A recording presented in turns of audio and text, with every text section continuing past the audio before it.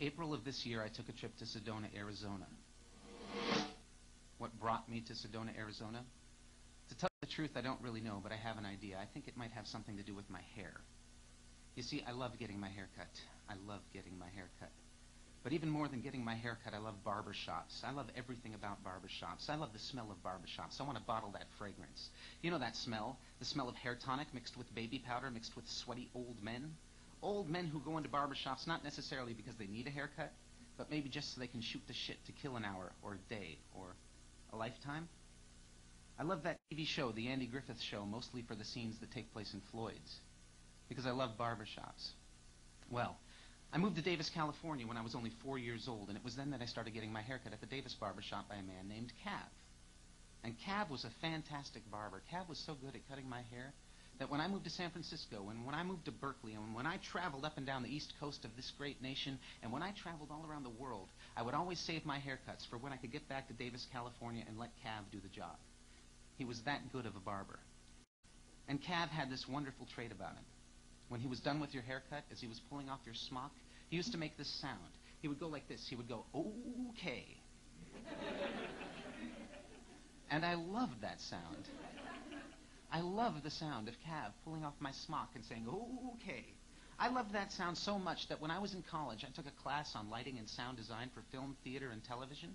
And one day, the sound design instructor, he gave us an assignment. He wanted to prove us a lesson. He wanted to teach us how sounds affect us. So he asked us to pull out a piece of paper. So we pulled out a piece of paper. And then he said, I want you to write a line down the middle of the piece of paper. So we wrote a line down the middle of the piece of paper. And he said, now you have a left-hand column and you have a right-hand column. So on the left-hand side, I want you to write down 10 sounds that you find disturbing. And on the right-hand column, I want you to write down 10 sounds that you find soothing. So on the left-hand side, the disturbing side, of course, I wrote down a bunch of cliche things. Things like fingernails on a chalkboard, or the sound of screeching tires, the shot of a gun, the crash of a car. And on the other side, the soothing side, I wrote down equally cliche things. Things like, I don't know, the gentle breeze blowing through wind chimes, or the sound of running water in a small stream in the mountains, the sound of silence. And at the bottom of my list of soothing sounds, I wrote down the sound of my barber pulling off my smock and saying, okay. I like that sound because it reminds me of my childhood, and sometimes I miss my childhood. Well, one day when I was in college, I went back to Davis, California to get my hair cut by Cav. I was about fourth in line, so I had some time to kill. So I did what you do when you have some time to kill when you're in a barber shop. I thought I would read a magazine.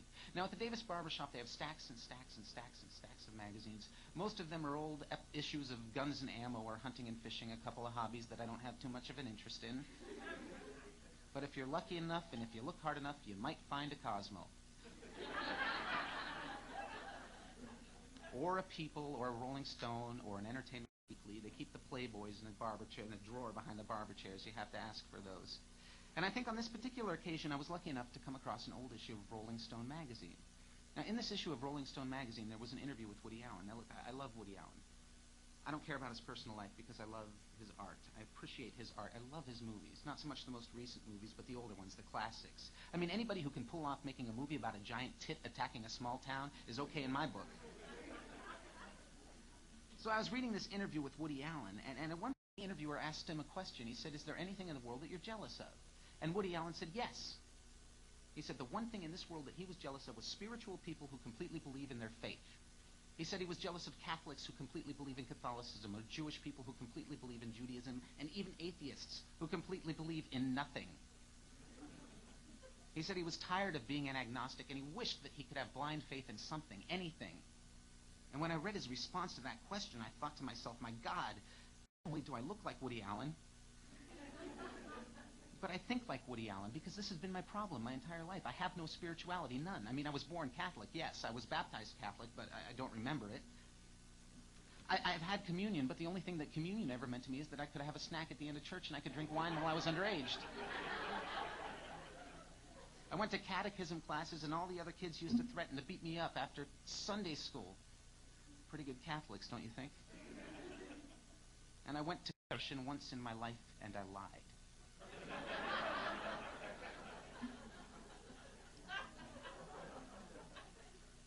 Should go to confession now.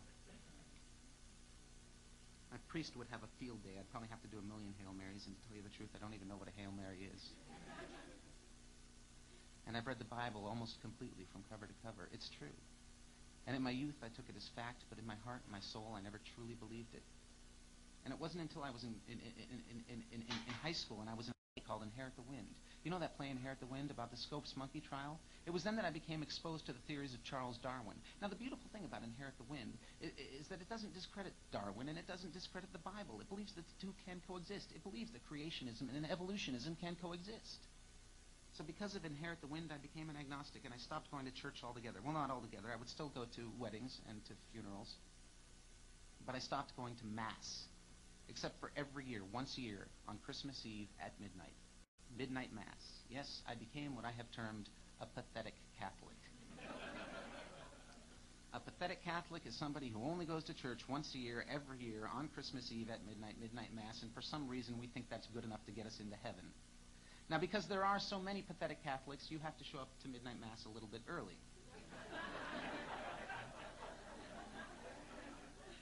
So the first year I showed up about, 15 minutes early, and I got a pretty good seat toward the front row. The next year I showed up about 5 minutes early, and I had to sit in the very, very back row. The next year I showed up right on time, couldn't even get a seat. I had to stand behind the back row. And the next year I showed up just a little bit late. You can't show up late to midnight Mass, because if you show up late to midnight Mass, you have to stand in the hallway leading up to the church. So I was standing in the hallway leading up to the church, and I was watching the services through this doorway. It was a doorway, so it's kind of square. And maybe it's because I was bored, and maybe it's because I love TV so much, but I decided that I was watching Mass on TV. So I was watching the services on TV, and I was listening to the congregation, respond, and the priests say what they're supposed to say. They were saying things like, "Peace be with you, and also with you. Lift up your hearts. We lift them up to the Lord. Let us give thanks. Thanks to the Lord our God. It is right to give thanks and praise." And something was bothering me, but I couldn't figure out what was bothering me. I couldn't put my finger on it until they got to the Lord's Prayer. You know the Lord's Prayer, the Our Father. Our Father, who art in heaven, thou be thy name, thy kingdom come, thy will be done on earth as it is in heaven. Give us this day our daily bread, and forgive us our trespasses as we forgive those who trespass against us, and lead us not into temptation, but deliver us from evil. And when I was listening to the congregation mindlessly recite that which they were told to recite, and when I was listening to them mindlessly professing their blind faith in God, I was reminded of something.